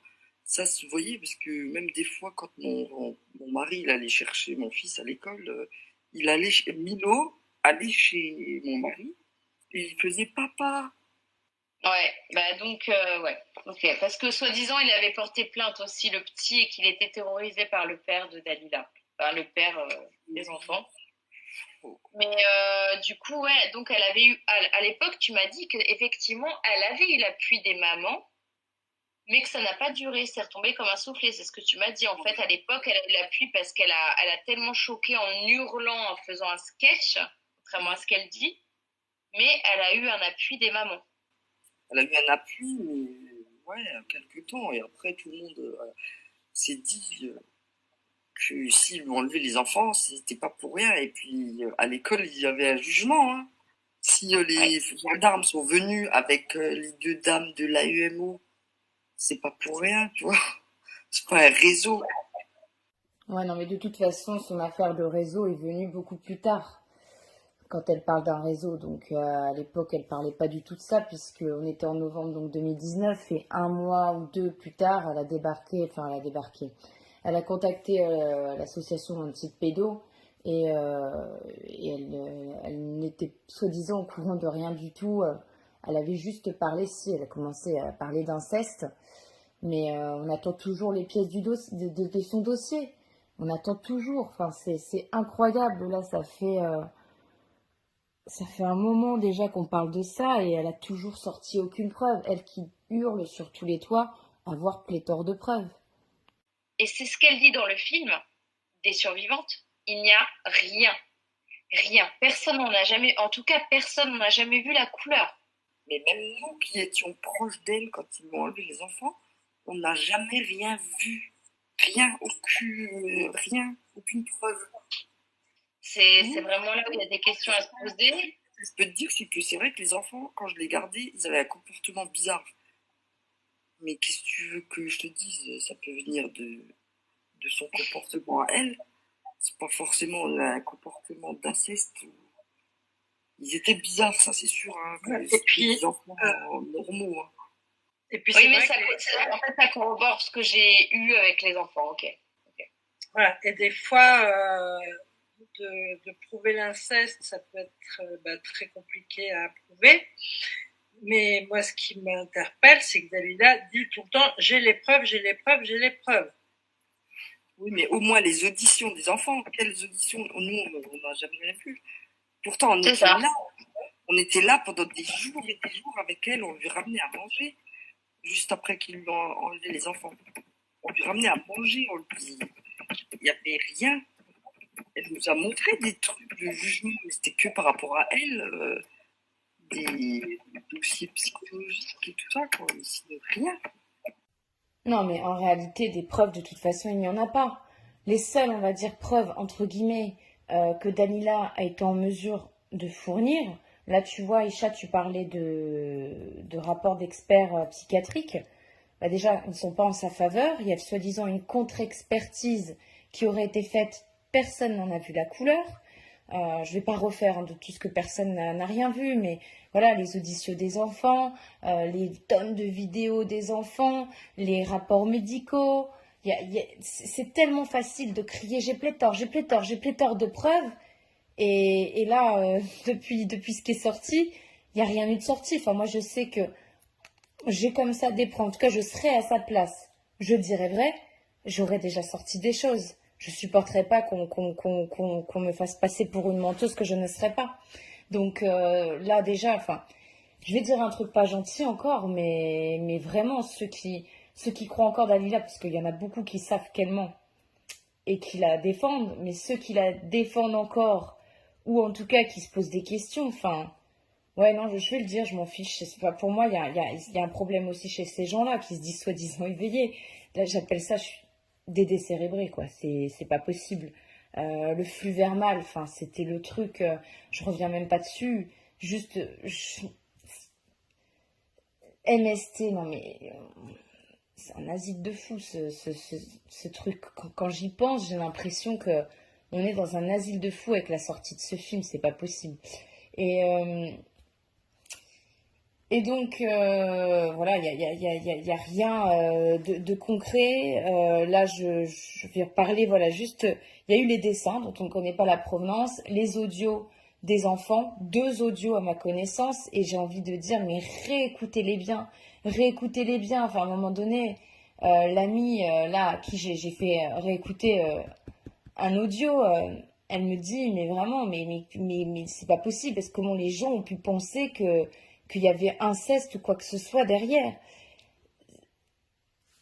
J'en parlerai dans la dernière partie qui sera à venir. Ça, je me le laisse vraiment pour la dernière partie, le coup des audios des enfants, mais soi-disant qu'elle en a plein où il parle du MK Ultra, où il dénoncerait plein de choses, mais ça fait belle lurette, surtout avec tout ce qu'elle hurle sur les plateaux, partout où elle passe, qui serait sorti, il faut arrêter. Et du coup, Aïcha, je vais revenir là sur vos rapports familiaux. Je parle pas que de toi et Dalila. Dans une interview avec moi, donc elle disait que c'était donc une de ses premières à la fin de l'été 2023. Elle disait qu'elle avait beaucoup de soutien de sa famille. Je crois qu'elle t'avait même cité, elle avait dit ma cousine. Et après, en fait, quand elle était chez Borowski, et on est presque un an après, elle dit que toute sa famille l'a lâchée. Elle parle même de ce qui se passait en Algérie et que ses parents auraient fait le parallèle avec ses enfants qui étaient dans des réseaux pédosatanistes. Mais c'est surtout que, c'est vrai que je suis en train de repenser, quand elle était venue, elle commençait à me dire hein, qu'il y avait des personnes de sa famille qui la traitaient de menteuse, en fait. Donc là, je te laisse en parler, si tu es mieux placé que moi pour parler des rapports familiaux. Bah, après, elle a quand même eu du soutien de ses frères qui la connaissaient pas beaucoup. qu'elle est partie, faut savoir, de la maison à 18 ans et on sait pas trop ce qu'elle a fait. Mais par contre, les grands frères l'ont pas aidée parce que bah, ils étaient déjà en embrouille avec elle, même avant qu'elle vienne en 2017. Et oui, ses frères, il y a eu plusieurs frères. Elle parle d'un seul frère, mais c'est peut-être juste avec celui avec qui elle avait des bons contacts pendant l'interview. Mais autrement, il y a eu trois frères avec qui qu'elle a hébergé d'ailleurs. Et mais pas hébergé, pas à titre gratuit. Hein. Il y avait voilà quoi. Hein. Il y avait un échange de bons procédés. Hein. Jusqu'à ce qu'elle s'embrouille. Donc tu vois, ça a duré à chaque fois quelques mois jusqu'à ce qu'elle s'embrouille. Et là, ils l'ont tous lâché, quoi. Mais avant même de savoir qu'il y a une histoire d'inceste. Hein. Oui, parce qu'encore une fois, son histoire d'inceste est venue sur le tard. Et quand elle parle de réseau, oui, bon, bah, ses parents, forcément, ils ont vécu la guerre d'Algérie. Je sais pas, moi, mon père, il est né en 41, le sien, je crois qu'il est né avant. Donc, t'imagines, c'est la guerre d'Algérie, il y a eu des atrocités, mais on n'a jamais parlé de réseau, tu vois. Oui, ah oui, elle dit que ça nous rappelle des choses, mais tu vois, en tout cas, je peux te dire qu'elle s'est embrouillée avec chacun de ses frères qu'elle a accueillis chez elle et qui étaient prêts à l'aider. Donc aujourd'hui, quelle est sa relation avec ses frères et sœurs? Parce qu'en fait, elle a enfin, combien de frères et sœurs elle a, est-ce que tu peux rappeler? Elle a 11 frères et sœurs. Oh, c'est énorme. Et donc aujourd'hui, aucun la soutient? Enfin non, elle a 10 frères et sœurs, dont elle, quoi, 11 ans. Parce que moi, quand elle était venue ici, c'est vrai que ce qui m'a surprise, c'est qu'elle disait oui, ma cousine, elle commence à dire que je suis folle. Oui, ma sœur commence à dire que je suis folle. Et c'est là où et que je mens. Et plus moi, ce que je commence à avoir, je me suis dit, alors moi, je commence à voir qu'elle ment et sa famille commence à voir qu'elle ment. Il n'y a pas comme un problème. Parce qu'elle commence à me parler de sa sœur. On m'a parlé d'une sœur. Ça fait longtemps qu'elle dit qu'elle est folle, hein. Ça fait bien longtemps. Je te parle de ça, mon fils, il est né en 2014, il était tout petit. J'étais allée chez eux à Noël. J'avais parlé avec sa sœur qui est médecin et déjà là, elle me dit oui, tu sais, Della, bon, ça fait longtemps que j'ai arrêté. Voilà. Bah, c'est sa Avant. sœur médecin. Quand elle était chez moi et qu'elle m'a dit, ma sœur commence à dire que je mens, et ma cousine aussi, elle parlait, elle me l'a dit, c'était sa sœur médecin. Donc je sais pas si est-ce qu'elle en a plusieurs qui sont médecins ou est-ce qu'elle me Ouais. parlait d'elle? Elle a qu'une sœur qui est médecin et l'autre, elle habite en Algérie. Elle connaît absolument rien de cette histoire. Personne veut d'histoire, mais sa sœur qui est médecin, ça fait longtemps qu'elle a coupé les ponts, bien avant ces histoires-là. Donc Dalila reparle d'elle alors qu'en fait elle ne se parle même plus. Mais bien sûr, je te jure que ça fait au moins 10 ans qu'elles se parlent plus du tout. Et déjà avant, je pense pas qu'elles étaient super proches. Hein. Donc elle a cité ton interview sans être même proche d'elle en fait. Mais voilà, je te dis, à Noël, la fois où je l'ai vue, c'était en 2015. Et elle m'a dit, wow, Dalila, tu sais, faut pas vraiment la croire. Et elle la connaît, c'est sa petite sœur. La grande et plus, enfin, la médecin est plus grande que Dalila. Donc elle sait à qui elle a affaire, quoi. Je sais pas, c'est sa sœur. Hein. Ok, je te remercie. Bah, je vais passer sur un autre sujet, toujours lié à cette affaire. Les cambriolages dont Dalila parle régulièrement durant ses interviews. Je préviens, c'est du même ordre que Flux Vermal version cambriolage. Là, je suis un peu dépitée en fait. Ça me... Bref, il y a une vidéo de cambriolage qu'elle appelle, qu'elle a transmise à plusieurs personnes et donc que j'ai mise avec des extraits de différentes interviews. Quand elle parle de ces cambriolages, c'est pareil. Le discours évolue, n'est pas le même selon une interview à une autre. Donc dans le premier extrait, en fait, elle est avec Mike Borowski. Dans le second, elle est avec moi. C'est un entretien qu'on avait fait avec Colombe et Grain de Sable. Et ensuite, il y a la vidéo. Alors je préviens, je ne l'ai pas coupée, je l'ai mise telle qu'elle. Et d'ailleurs, je notais que la date, c'est le 27 novembre 2019, soit même pas 15 jours après qu'elle ait perdu vraiment la garde définitive, on va dire, de ses enfants, qu'elle n'a pas perdu de temps. Et, et ensuite il y a un dernier extrait avec Carl Zero. Donc quand elle est avec moi, elle parle de caméras qui sont vers le bas, donc on peut pas voir le visage des cambrioleurs. Et j'ai envie de dire, et pour cause, les personnes vont pouvoir comprendre pourquoi je dis ça par rapport à la vidéo, qu'ils auraient fait attention de ne pas être dans le champ de vision. En même temps, je crois que c'était difficile d'être dans le champ de vision vu comment c'était positionné, mais bon. Et avec Mike, elle parle de 3 hommes, mais déjà il n'y en a que 2 sur la vidéo. Elle parle de 3 hommes, et dont un qui aurait une casquette enfoncée. Alors je vois pas trop là comment on peut voir ça sur la vidéo, mais c'est surtout qu'il y en a un qui court très très vite. Alors je sais qu'elle écoute tout ce que je fais, Dalila, et ça je sais qu'elle va l'entendre. J'ai juste envie de te dire, Dalila, quand je vais faire des footings, je sais pas, on doit pas avoir la même définition du mot courir. Parce que si ça c'est courir, en fait je fais du surplace en mode footing, quoi, il y a un problème.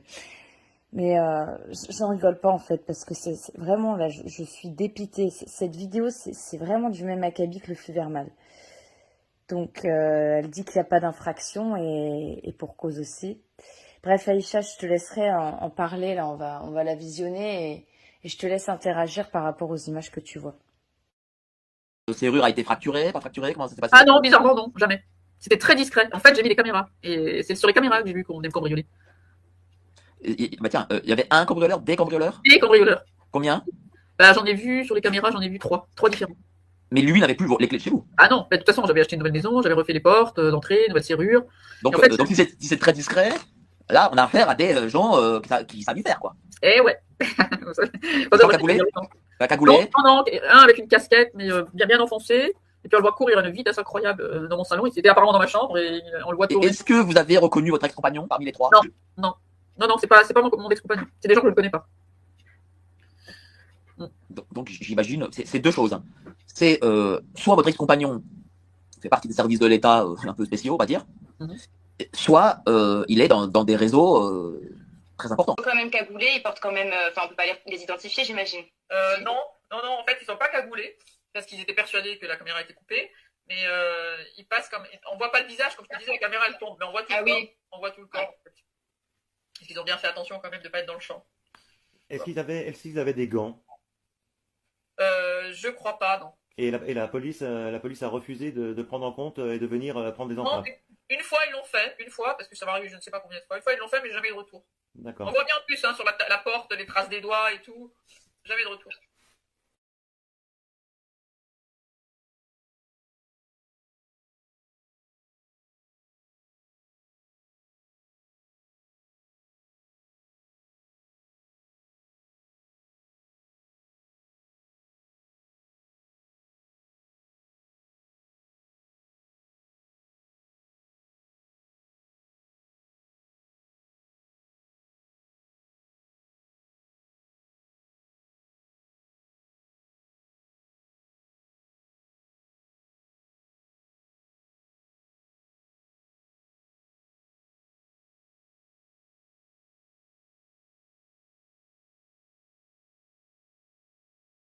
J'ai été cambriolé je ne sais combien de fois. J'ai mis des caméras pour prouver que j'étais cambriolé, parce que le comble, c'est quand on est cambriolé, vous avez même pas d'infraction. Il n'y a pas une porte de cassée ni une fenêtre de cassée. Pourtant, je donnais double à personne, j'ai refait mes portes et tout. Je sais même pas qui peut rentrer dans une maison avec une porte blindée sans laisser de traces. Et alors les gendarmes me disent, oh non, c'est impossible que quelqu'un soit rentré. Alors qu'on a des traces de main, moi je vois bien, on sait très bien quand quelqu'un est rentré chez soi. Donc j'ai mis des caméras. Je mets les caméras et on voit bel et bien des gens qui rentrent chez moi. J'ai 3 personnes différentes qui rentrent chez moi. Donc je ramène les vidéos aux gendarmes pour dire, vous voyez, il y a bien des gens qui rentrent chez moi. Et ben, j'ai pas de réponse de leur part et j'ai aucune suite qui est donnée à toutes mes plaintes. Je sais même pas si c'est classé sans suite. Hein. Je suis obligée d'investiguer, de les harceler. Par rapport aux chaussures, déjà qu'on voit, on reconnaît, et elle-même a très bien reconnu les chaussures. C'est c'est des gens de sa famille qui l'ont aidé, parce que par infraction, déjà, je sais pas, elle a des portes blindées. Tu les as vues, non, quand tu étais chez elle? T'as vu ses portes? Ouais, porte blindée. Et d'ailleurs, c'est comme ça qu'elle a joué quand il y a des gens qui sont venus par infraction, soi-disant, et qu'en fait, toi, tu m'as fait comprendre que c'était des jeunes du quartier. C'est important de le dire parce que elle utilise ça aujourd'hui pour dire Claire, elle a eu peur quand elle est venue chez moi parce qu'il y a eu des gens qui sont venus en pleine nuit et toi, tu m'avais expliqué que c'était des jeunes du quartier. Exactement. C'était forcément des petits jeunes qui traînent. Elle habite dans un coin où il y a une espèce un immeuble où il y a plein de jeunes. C'est un bloc, quoi. C'est un peu un logement. C'est des logements sociaux. Et là, il y a plein de jeunes qui traînent toute la nuit, quoi. Ça n'a rien à voir avec des gens qui lui veulent du mal, hein. Et pour en revenir aux chaussures là qu'on voit dans la vidéo qu'elle montre chez Mike, je crois que ouais, chez Mike. Bref, je ne sais plus. Oui, en fait, elle le dit chez Mike Borowski. Elle leur dit à d'autres interviews ultérieures. Mais en fait, avec moi, comme j'ai dit, moi, c'était au tout début. C'est pour ça que j'ai trouvé intéressant de prendre mes interviews. Parce qu'elle ne dit pas le même discours chez moi au tout début, qu'elle évolue avec le temps. Voilà. Non, là, elle sait très bien qui c'est des gens de sa famille qui avaient les clés de chez elle pour l'aider. Là, elle utilisait, je t'avais dit, plein de gens pour faire ses travaux. Là, dans sa maison, il n'y avait rien. Qu'est-ce que tu veux cambrioler? Et Ouais, mais moi j'ai vu, il y avait effectivement pas grand-chose. Mais c'est juste pour dire qu'en fait, elle a utilisé voilà, les soi-disant vidéos de surveillance où on voit pas grand-chose à part 2 paires de chaussures, alors qu'elle parle de 3 personnes et qui courent. tu vois, en plus, le gars, il y en a un en habit de travail et l'autre, j'ai très bien reconnu les chaussures aussi. Je sais qui c'est, et elle aussi sait qui c'est. C'est juste des gens qui étaient chez elle pour l'aider, comme d'habitude, comme tout le monde, voilà quoi. Et d'ailleurs, pour en revenir au fait Ah, mais alors attends, excuse-moi, en fait, toi tu m'as dit les chaussures que tu reconnais de travail, parce que c'est vrai qu'on voit que le mec il est en tenue de travail, c'est un de ses frères avec son neveu, c'est ça? voilà. Ils sont là D'accord. pour l'aider à la base. Ils sont pas là pour la cambrioler, c'est n'importe quoi. Ouais, mais comme elle dit qu'il n'y a jamais eu d'infraction chez elle, donc ça correspond, parce qu'ils avaient les clés, parce qu'elle leur avait prêté pour faire les travaux. Et comme on en parlait avec ses frères, elle accuse tout le monde de cambriolage, alors que c'est elle qui touche les affaires des gens. Tu vois, par exemple, ses frères qui ont vécu chez elle, ben, elle leur a jamais rendu leurs affaires. Moi-même, je lui ai prêté une imprimante, tu crois qu'elle me l'aurait rendue, et pourtant je lui ai redemandé plusieurs fois, tu vois. C'est elle qui a toutes les affaires de tout le monde, mais elle accuse tout le monde de cambriolage. Oui, ben, comme quand elle est venue chez moi, j'ai aucun scrupule à le dire aujourd'hui, elle m'a volé quand elle est venue les 10 jours chez moi. Et que j'ai su qu'elle m'avait volé. Elle m'a volé des affaires, et je le sais. Bah, ça m'étonne pas. Et elle a fait pareil quand elle a été chez d'autres et que Maria était avec elle. Et Maria, elle témoignera si elle veut ou pas, je veux pas la forcer. Mais elle subit beaucoup de pression, voilà. Mais on est sur, encore une fois, l'accusation inversée, quoi. Voilà. Et c'est comme l'argent qu'elle a prêté que sa copine lui a prêté, une amie d'enfance. Elle a plus de nouvelles, tu vois. Donc si ça c'est pas du vol, Je sais, alors, tu me dis ça, son amie d'enfance, et c'est pour ça que là, dans les interviews, en fait, elle dit que les gens l'ont aidée financièrement. En fait, en vrai, c'est pas de l'aide financière, c'est de l'escroquerie qu'elle a fait à des proches, voilà. notamment cette amie boulangère, parce qu'on peut imaginer, enfin, moi, j'imagine, je sais très bien le boulot de boulangère, la pauvre femme, elle doit se lever à 4 heures du matin, pour faire son pain, et Dalila l'a escroquée, Ouais. et ne lui a jamais rien remboursé. Ah bah non, elle a plus de nouvelles. Quand tu la croises, elle est complètement dégoûtée, hein, parce que Dalila, elle te vendrait voilà, de l'eau en pleine mer, quoi. Tu vois, de l'eau de mer en pleine mer, quand tu la connais pas. Ben, je suis pas étonnée parce qu'en fait, ça va avec tout ce que j'ai aujourd'hui. Alors, on en a déjà un petit peu parlé, mais je te le redis.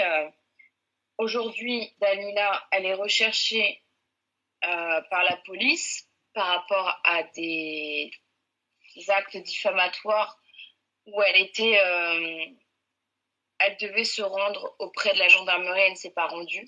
Il y a eu plusieurs plaintes en diffamation contre elle. Elle ne s'est pas rendue, donc voilà. Elle n'a plus de permis de conduire, hein, je pense qu'on peut le dire, depuis mai dernier, qu'elle vient de m'attaquer en diffamation par rapport à ça. Hein, je l'attends toujours. Hein. Et bon, le permis, c'est qu'un détail, on va dire. Mais ce qui est fou, c'est qu'elle a quand même escroqué, escroqué tout le monde, même sa famille, ses amis, son ami d'enfance. Et puis là, abus total avec tout ce qu'elle a été raconté partout, et notamment dans ce film. On est vraiment sur de l'abus de confiance, parce que ça lui a quand même permis de générer beaucoup, beaucoup, beaucoup de dons. Et c'est ce qui lui a permis apparemment là, de rembourser ses dettes.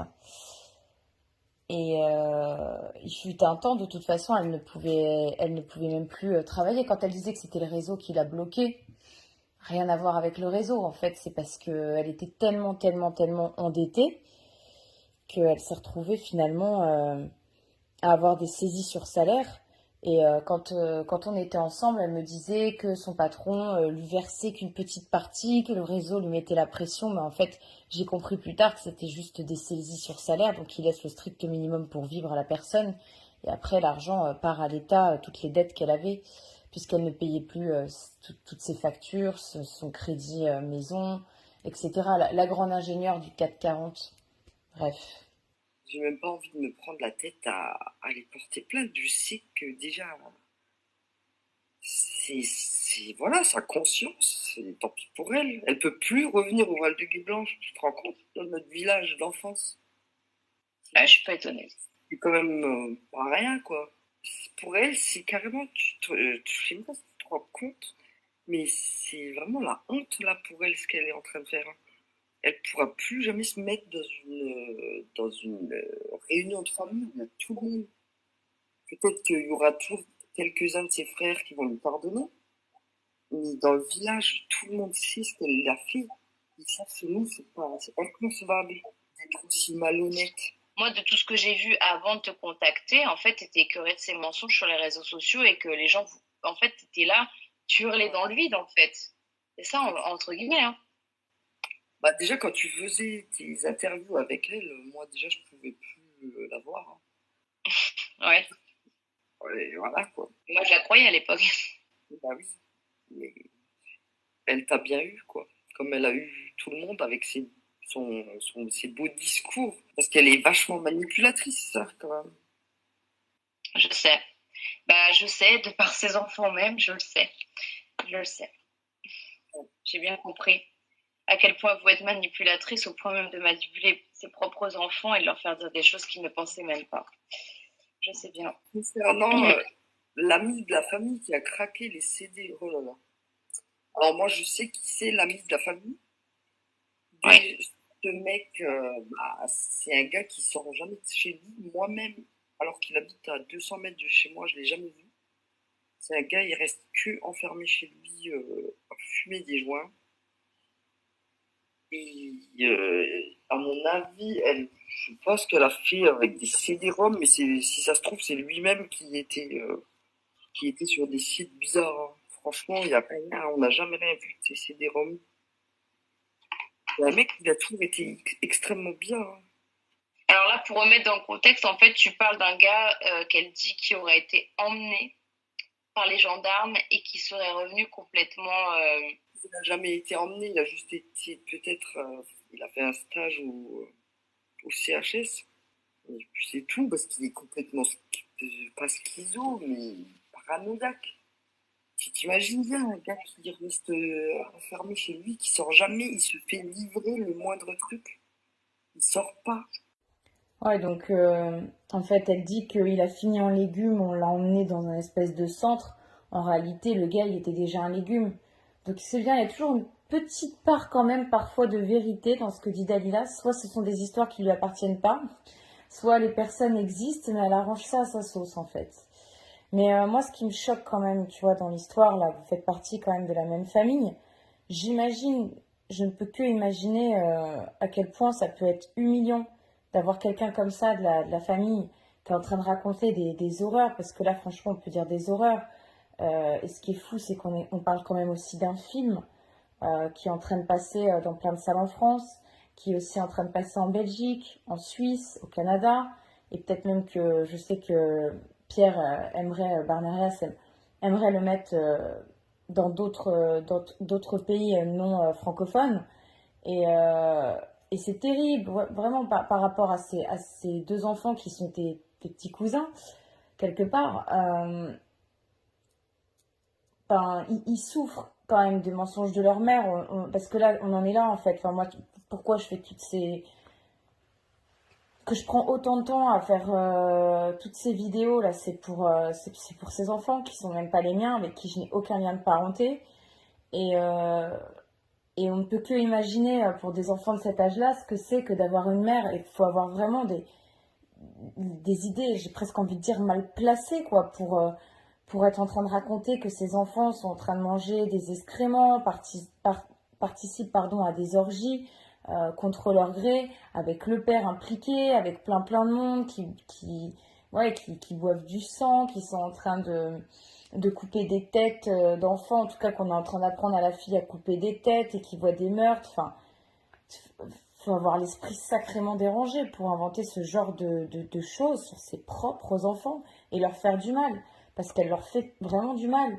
Et tous ceux là, et je les mets dans le même panier en réalité, ceux qui continuent de la défendre, parce que certains disent qu'ils sont pour la défense des enfants. Ouais, c'est ça. Pour la défense des enfants, mais c'est pas grave s'il y en a deux qui restent sur le bas-côté.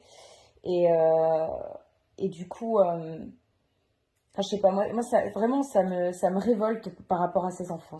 Et c'est pour ça que je te remercie encore d'être là, mais tu vois, j'ai du mal à comprendre en fait que ce soit les personnes en fait de son passé, ses proches, et je parle pas que de la famille, ne s'expriment pas publiquement et ne fassent pas un démenti par rapport à tout ce qu'elle est en train de faire. Encore une fois, le mal à ses enfants et puis même le mal aux vraies victimes, parce qu'il y a tout ce qu'elle décrit, ça peut arriver enfin en tout cas une partie de ce qu'elle décrit, c'est arrivé réellement à d'autres enfants, enfin ça arrive encore malheureusement aujourd'hui, et même la famille, en tout cas plusieurs membres de la famille qui feraient un démenti public. Après, je sais que ce n'est pas simple dans votre famille, mais j'ai quand même du mal à comprendre l'ampleur que ça a pu prendre et que ça a l'air d'avoir dépassé au final tout le monde. Non, mais écoute, déjà, si quelqu'un la soutenait, il y aurait déjà des gens ici, dans notre village, à Sarreguemines, tu vois, qui la soutiendraient, mais personne la soutient parce que même ses frères, quand ils parlent d'elle, ils disent à tout le monde que c'est une mytho. Même s'ils vont pas le dire publiquement, mais à chaque personne qui vont parler de Dalila, ils vont dire ouais, arrête, c'est une mytho, raconte n'importe quoi cette folle. Je te dis, avant même qu'elle raconte ces conneries, il y avait déjà la moitié de ses frères, enfin tous qui lui avaient tourné le dos. Moi, parce que j'ai eu pitié d'elle, c'est tout. Même son frère, il me disait, je t'avais dit, c'est une sorcière, c'est une sorcière. Mais qu'est-ce que tu veux qu'ils fassent? Après, ils se disent, ouais, les enfants, ils sont en sécurité, ils sont avec le père, heureusement. Parce que, Mais oui, mais moi j'ai bien compris, je le sais aujourd'hui qu'ils sont en sécurité avec le père, je m'en suis assurée. Mais le problème, c'est que... à quel point elle est folle. Tu te rends compte que quand tes frères, elle s'est embrouillée avec eux, elle dit, lui voler des soutiens-gorge. Qu'est-ce que tu veux faire contre une folle comme ça? Là, je sais, moi, ils ont été faire quoi? Je sais que Maître Broussa était son avocat, je sais. C'est pas un reproche, hein, je voulais juste que tu dises les choses aussi publiquement. Moi, En dehors de ce qu'on a eu toutes les deux, hein. Après, Mais je sais. ils vont les parents derrière, ils vont dire oh la pauvre Dalila, parce que là, quand la vidéo elle va sortir, elle va aller pleurer chez sa mère. Ah, Aïcha, elle m'a insultée sur internet, comme d'habitude, je la suis. À la fois, elle dit ça, mais ses parents, moi, elle a fait en sorte quand je suis venue chez elle que je ne les vois pas. Et Maria m'a dit qu'elle n'avait pas le droit de parler devant ses parents de ce qui se passait par rapport à ses enfants, parce que soi-disant ses parents n'étaient pas au courant. Ouais, si, elle fait que chialer. Hein. Oui, mais ce que je veux dire, c'est que par rapport à tout ce qu'elle fait sur les réseaux sociaux et tout ce qu'elle raconte, elle ne voulait pas que Maria en parle. Parce que justement, elle donne le discours qu'elle veut à ses parents. Et quand elle dit qu'elle a de ses parents là dans cette vidéo là qui est passée juste avant, en fait, en vrai, c'est pas un vrai soutien. C'est juste que ses parents, comme tu m'as dit, ils parlent pas très bien français, ils savent pas ce qui se passe et ils la croient par rapport aux mensonges qu'elle raconte. Ah bah oui, il la croit, hein, parce que bah, elle les manipule. Bah, comme elle manipule tout le monde, voilà. Il la croit sans la croire, je sais pas, mais bon. Franchement, moi, tu sais ce que je me dis, c'est qu'elle aurait jamais dû faire d'enfant, hein, cette femme. Je comprends, mais ils sont là, les pauvres, tu vois, ils ont subi, donc c'est pour ça. Enfin, moi, je tiens à m'excuser publiquement auprès d'eux, en fait. Voilà. Ils ont une maman qui a jamais déjà été là pour eux. Déjà, comme moi, je l'ai gardée, elle a jamais été là pour eux. C'était déjà pas une maman. Elle s'en occupait pas du tout. Même quand elle était là, elle n'était pas capable de rester un moment, de faire un repas pour eux entre midi. Elle les ramenait chez leur propre, chez sa mère à elle, qui a déjà 80 ans, qui a mal partout. Donc, je sais pas, tu vois, c'est pas une maman, hein, c'est pas une nana qui aurait dû avoir des enfants.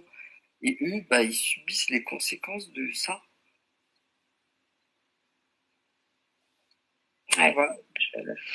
Je comprends. En plus, toi, pour avoir échangé avec toi, je sais que Moi, tu as de plus soin de tes enfants.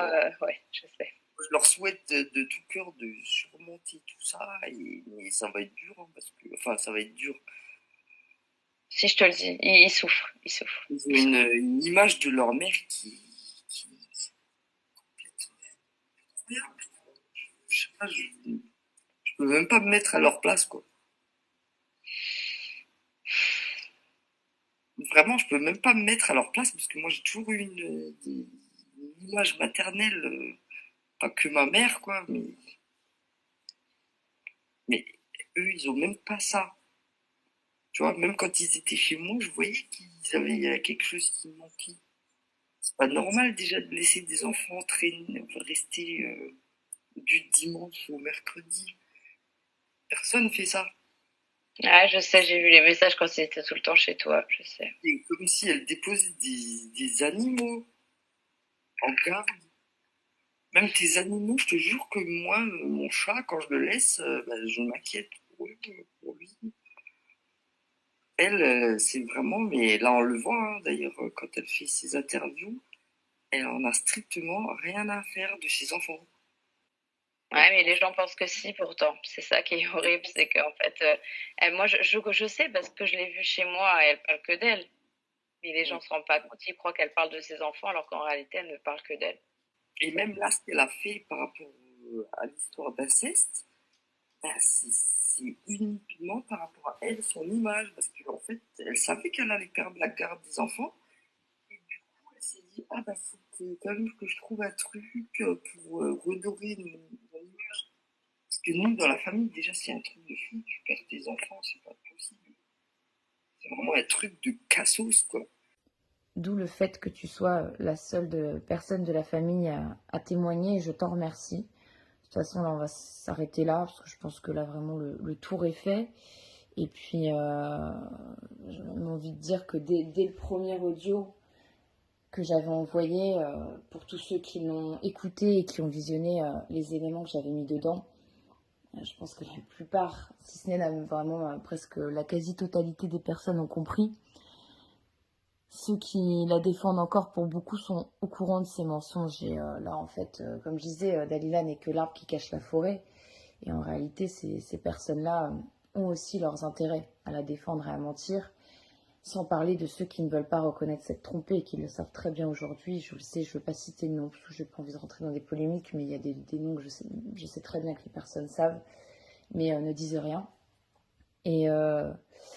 Et pour les derniers qui auraient encore des doutes, je ne peux rien pour vous, malheureusement. Je ne peux plus rien pour vous. Et le problème, c'est que vous êtes complices, en fait. Vous êtes complices de la souffrance de ces deux enfants. Et encore une fois, c'est vraiment pour eux que je fais ça.